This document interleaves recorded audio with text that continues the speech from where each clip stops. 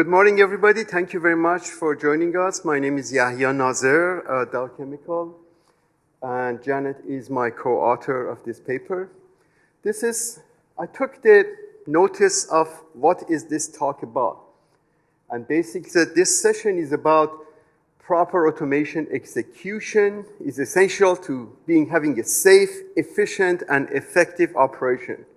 Therefore, let's see within this talk, I want to cover all of those three, that what we have preaching here called procedural automation can cover these three subjects.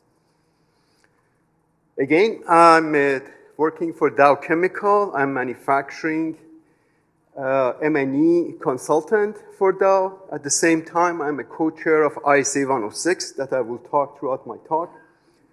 And to keep myself fresh, I'm a adjunct prof in McMaster University, and it's an honor to follow Cliff as another Canadian, especially from Alberta, that I spent 10 years there to give this talk. But what is the discussion we have if we use, again, Dow Chemical is very interested in following the standards when it's applicable. Therefore, one of the standards we use is ISA 95. What does ISA 95 provide us? Is division of where things are. Therefore, you can see we have at the bottom process, level 0, instrumentation as level 1, and level 2 is process control. It divides it into batch, continuous, and discrete. And the topic of this discussion today is focused on continuous process control. How can we improve continuous process control? You have seen presentation from our team member, Sandy, about batch. Therefore, and we haven't had any presentation, I think, this time on discrete. There's lots of talk from us on MES. We have good representation of MES or MOM. And I think you have 2 or 3 talks from us, Dow Chemical, about that subject. But what is continuous process control requirements? What do we need to have to be able to implement something that's safe and optimized and efficient? The best thing for us is that we want to have a repeatable, optimized startup, run, and shutdown. What does that mean? As our vice president on the opening said, our crackers or furnaces have a turnaround time of 8 years, and some of them are reaching to 10 years. Therefore, in 10 years, we will not start up these hydrocarbon plants. Therefore, the possibility of the same operator show up 10 years after we started last time is very remote. Therefore, we want to have a process in place that we can start up our plants automatically. When we start it up, run it, and shut it down. Therefore, we have a golden operator on board all the time. The other things, and I can talk about that, for example, in our Gulf Coast Freeport plants, or hydrocarbon plants, which has huge, will come up between 8 to 18 hours. And the whole site will come less than 3 days back. In a hurricane shutdown, we come back to normal operations. Number 2 for us is abnormal situation management using additional control strategy. The thing is, we don't rely on alarm to tell the operator to do things.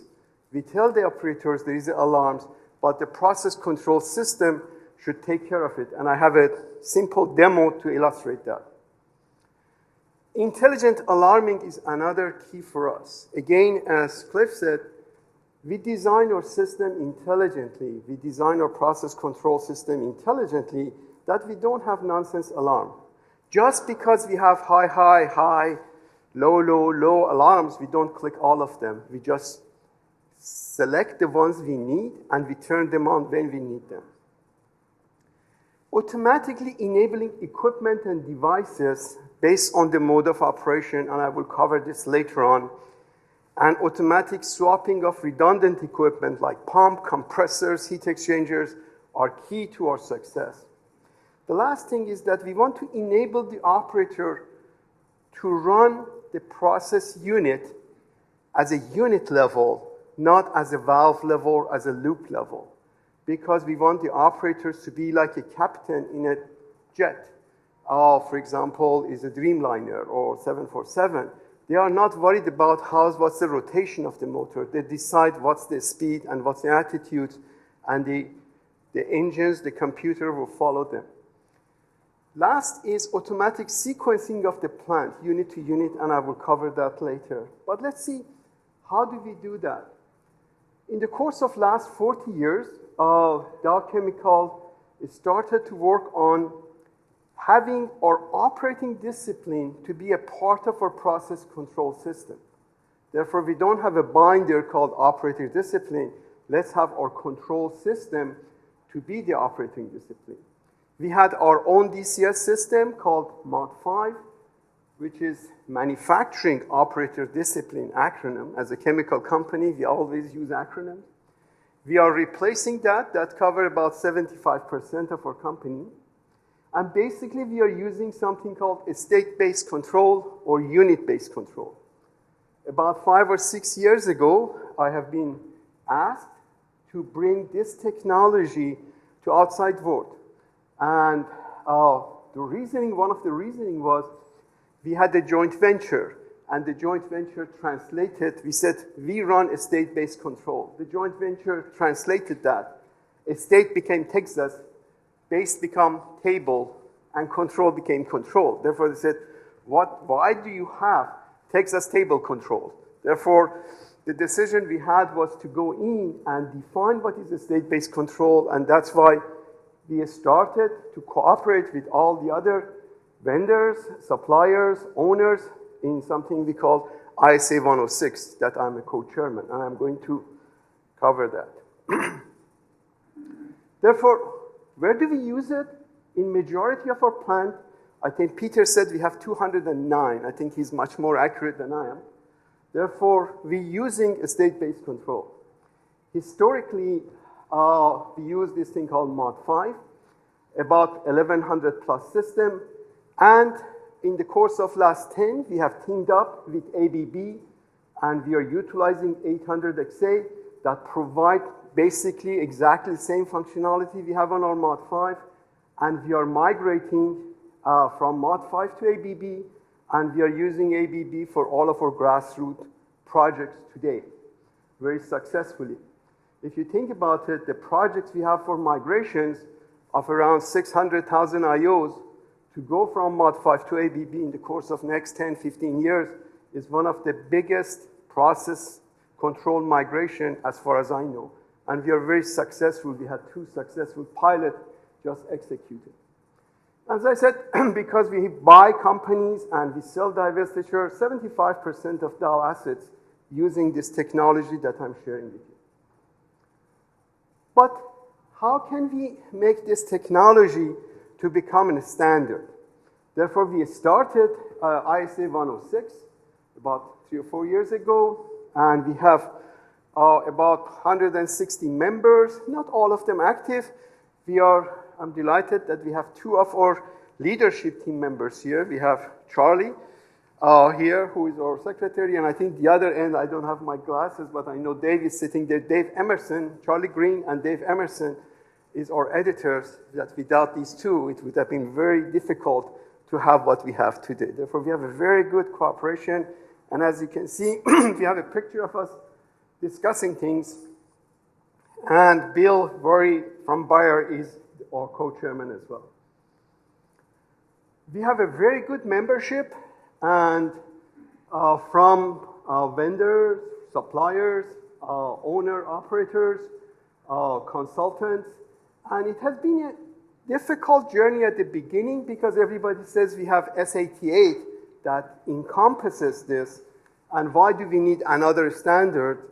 And basically, we go back to the first picture I have. There is a differentiation between batch and continuous processes. And therefore, this is focused on continuous process instead of what we call it, the batch process.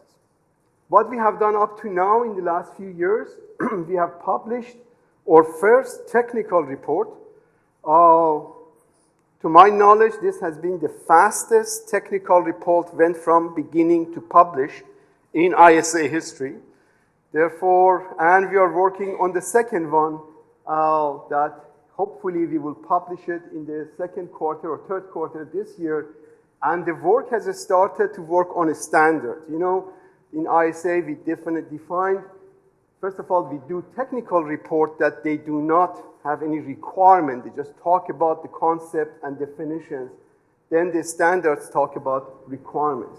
Therefore, we have gone much further. We have a very good teamwork going on, and everybody now understands what we are talking about. Therefore, I recommend if you go and to the ISA site and download or purchase this technical report. But what is a state-based control? I want to use the analogy of a car.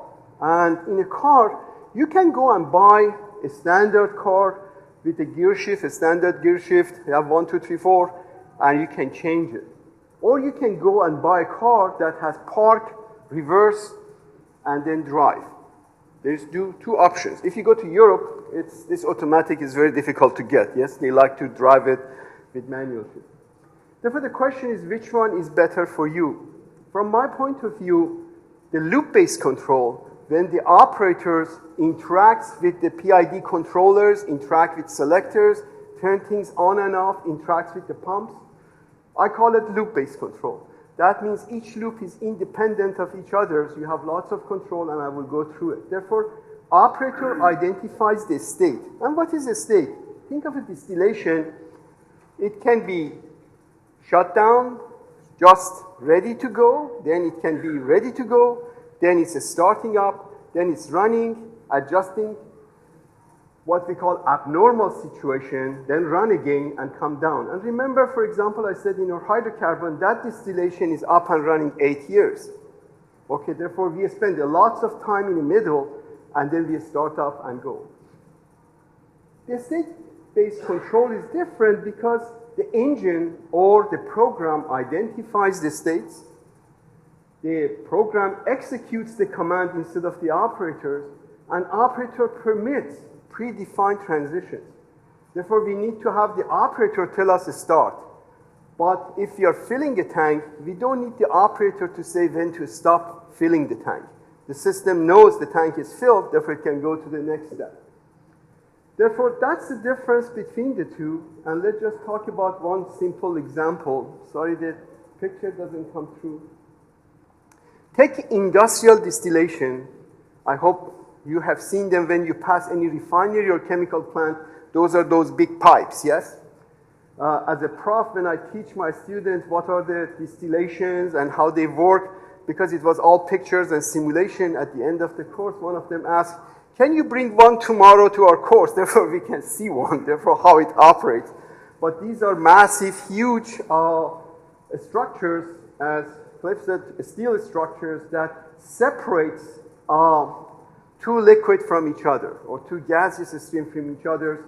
And I think about 50 to 60% of the energy in the United States is devoted in separations. Therefore, these things really gobble up energy.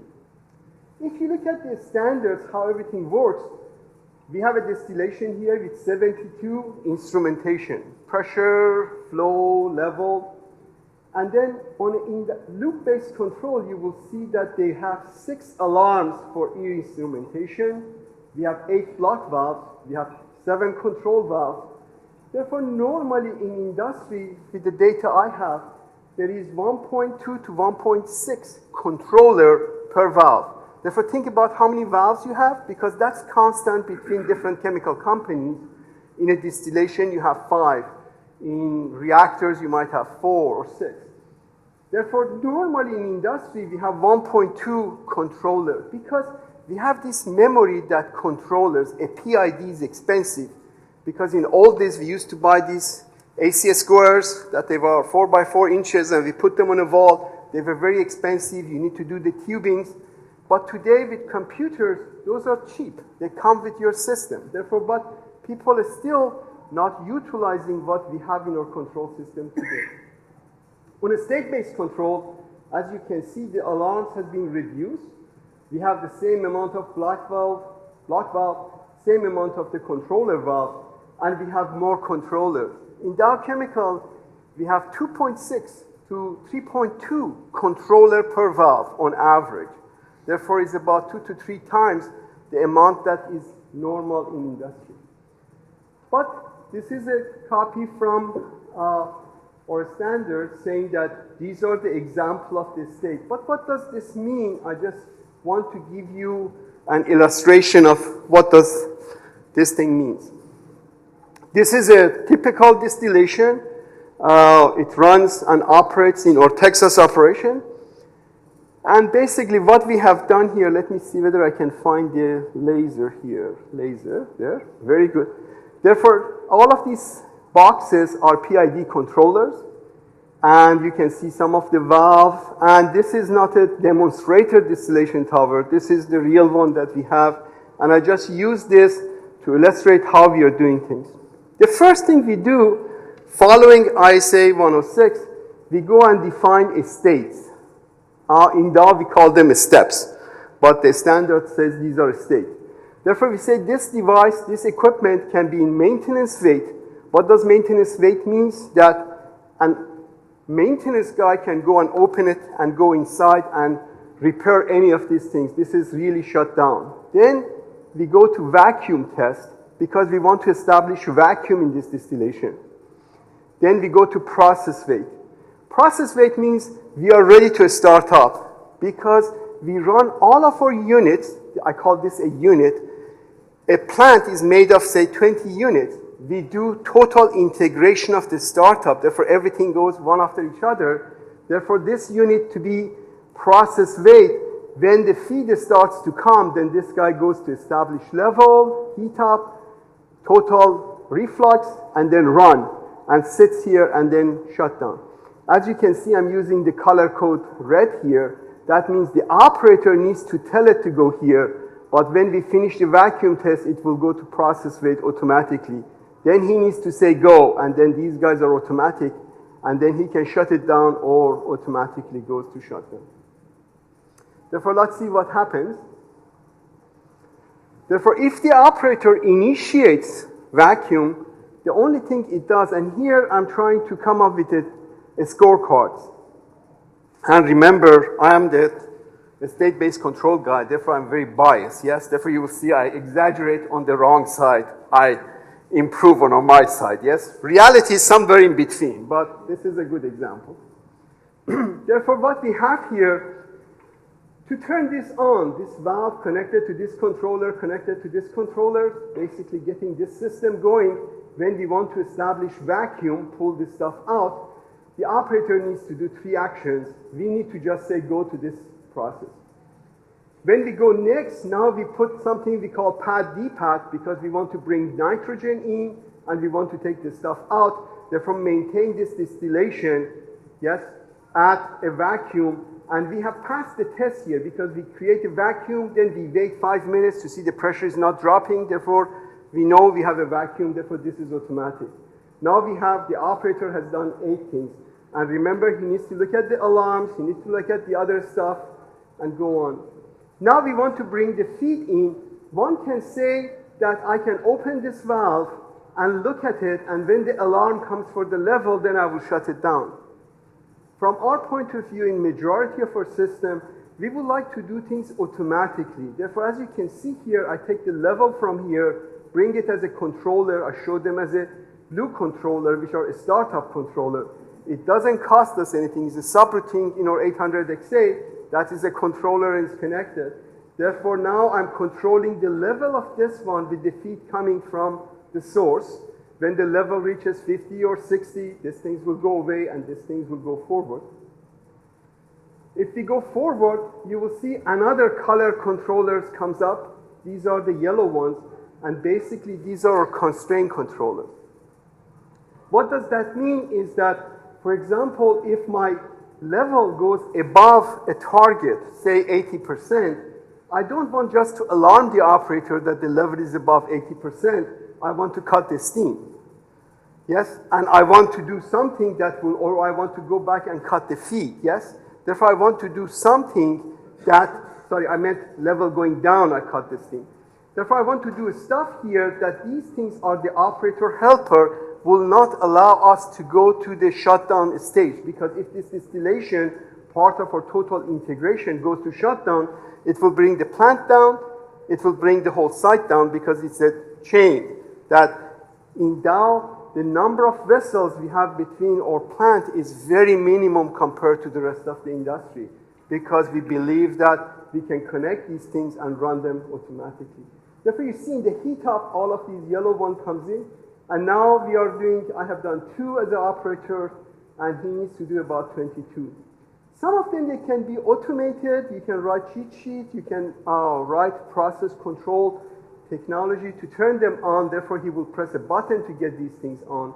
But the interesting thing about a state-based control is that it will allow you, because you know you are in heat up, these controllers are programmed to be in heat up, and then we look at the health of the system here, and if the system is not functioning properly, we go back. Yes, therefore these dotted line, the system can take you back there, or it can take you down to the shutdown mode.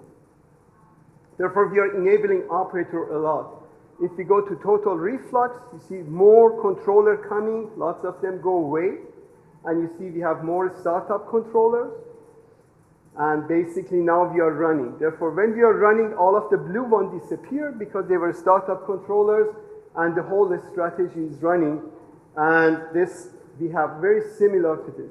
But really, do we need all of these controllers for all of our distillation column? No, because some of them, they don't require that many protections, that many startup. Therefore, you will see bare minimum to a one that looks like this, that has lots of interesting strategy. I was reviewing a distillation that was written 15 years ago, about last week, and for one steam valve, they had 22 controllers above it to maintain that steam valve, therefore to run it perfectly. Therefore, we use the capability of the system that we have today. Therefore, we go to controlled shutdowns, and basically, let's see what's next. The other things that we do, if you look at one of our sites here, and each box represents a facility, therefore, or a plant made of lots of units, the thing is they are all interconnected.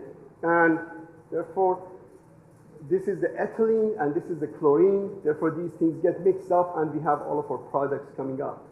If we want to have the total site a startup from here to go through this, some of our sites, there are 7 plants in a chain of operations. Therefore, if this guy goes down, we don't have vessels here to supply these guys forever. They are all interconnected. Therefore, we need to make sure that these things go perfect. Therefore, a state-based control enables us, if you look at it in this sense, that you wait for one thing to finish and then you start the other one is one way, or you can optimize them. Therefore, you can speed up the implementation if you're automating it and you're not waiting for the operator to take actions. Therefore, you can reduce the total amount of time that a system takes to start up and reduce this. This helps us a lot because it brings up the time that we go from beginning to running shorter, and that means that we can make more product.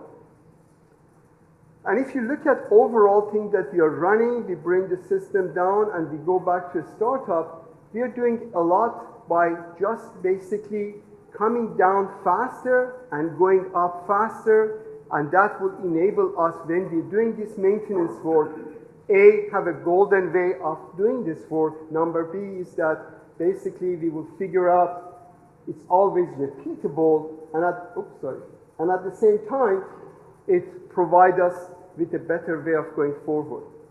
Now we come to the next part that, okay, if you're writing everything for a computer to do, and we are relying on the computer, not the operator, therefore the computer code becomes very complex, and how we want to do that.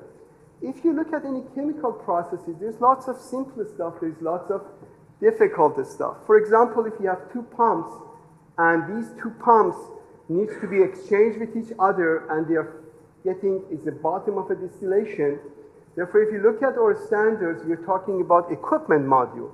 Those are slightly different from what Batch called them equipment modules, because we define the mode of operation. Each of these pumps have their own steps. Therefore, what we are trying to do is that this distillation, instead of telling this pump, open this valve, charge, open this valve, start, look after the alarms, and you write all of these things in this code here. We enable this pump to have its own logics, to have its own steps. It has mode of operation. Therefore, this distillation, just tell it, be ready, run, or shut down, instead of all of the fancy or all of the discussion we have here. It allows us to do two things. Dow Chemical has 14 different pumps, but how many installations we have is hundreds and thousands of them, and they are slightly different. Therefore, by going what we call equipment module code for 14 different pumps, we can automate the building of all of the pumps in the future to follow the same standard. The other thing is that because of the nature of modularity of what we have done, this timer doesn't tell me how much I have passed. It just stops at 0. Therefore, I've gone over a little bit, but just in a few minutes I've finished. But basically, this modularity enables us that we have this EM for this. It has mode of operation and steps, and this one is exactly duplicate of it. But now we put another EM around them, and that EM now talks about the two pumps. Therefore, the distillation now does not say I want pump A, I want pump B. It says I want a pump. And therefore, this guy decides based on the flow, based on the demand, whether it needs one pump or two pumps, or whether it needs to swap them up and down and run them. Therefore, we are practicing this. We are building this for all of our going forward, because this code here is a very complex code. And if we want, for example, do migrations of all of the loops that I told you, I can put a set of experts to write 14 of these very similar strategies and then use them throughout the company. The other thing we do, if you look at, for example, when you have 3 controllers going to a selector with another 3 controller going to a valve, we have those as, again, a standard as a module. Therefore, overall, what are we doing? In terms of improving asset utilization, what % of time this thing is up and running and how much more money we generate, my indication here in our company is that we contribute between 3 to 6%. Therefore, the plants that have this have 3 to 6% more capacity than the plants don't have this technology. Now, just think about if you want to build a plant like Sadara, and by the way, Sadara is another of our joint ventures that's following a state-based control. Add 5% more capacity to it at the design, just think how what would be the cost of building that plant. Here, we are just using the same system. Look at the operational efficiency. It shows us, and you need to think about the number of valves per operator. Your company might want to have more operators because it's job creation, but majority of the companies in North America and under Dow Chemical, we want to minimize, as Peter mentioned the other day, we need to minimize, we need to minimize what are the number of operators per valve. And again, the last one is, can you put your manufacturing operating discipline as a part of control system? This doesn't mean all of our manufacturing operating discipline is part of our control system, because there is a balance. It's 60, 50% is manual. You still send the guy out to check things, but majority of the things can be automated, we automate. My data shows me if you go loop-based control and count the number of hours you spend for control, instrumentation, process engineering, P&IDs, all of those and all of your operating discipline, and figure out the percent of that amount of money you spend, percent of the capital projects, it normally comes about 1.5 to 2.5%. We are not exceeding that number. Therefore, by putting complexity in your code, you are not increasing the cost of development. You just need to be more intelligent and more efficient about it and leverage what exists instead of inventing everything. Therefore, that's the cost part. Now, with all of that, we are developing, again, as I said, ISA 106. If you want to join us, please contact us and be a part of that standard. The other things I would like to do is, I would like to propose here, and I'm doing that in all of my presentation outside the I would like to start a procedural automation in continuous process user group. Independent of what software we use, the world is getting more and more complex. Therefore, the focus is still on level 2 process control for continuous system. And I would like to start this every Wednesday of each month. If you want to join us, I have at this point, few has volunteered to join and see whether we can go forward. Therefore, send me an email or go to LinkedIn Procedural Automations, and hopefully I will send the email, will come through him, because Andy mentioned yesterday that ARC would like to host these user group for procedural automation as a part of their user groups. Therefore, that's very welcome to do, but the team needs to decide which way we want to go. With that, thank you very much for your listening.